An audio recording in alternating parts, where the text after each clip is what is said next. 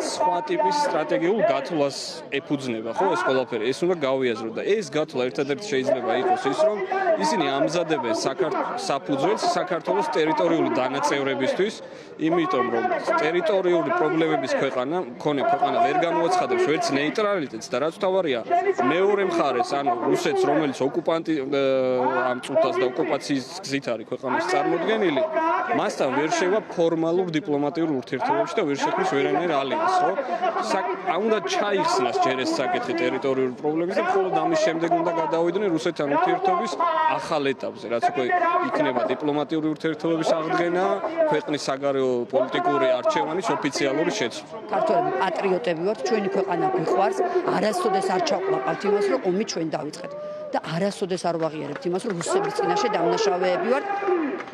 უბრალოდ იმ ახალგაზრდების გამო, იმ მეომრების გამო, რომლებმაც თავის ქვეყანას შესწირეს თავი. ისე რომ ეს უნდა ესმოდეს ამ მთავრობას, რომ აუცილებლად დაუბრუნდება, ამას არ შევარჩენთ და აუცილებლად მოეთხოვებათ პასუხი ამაზე.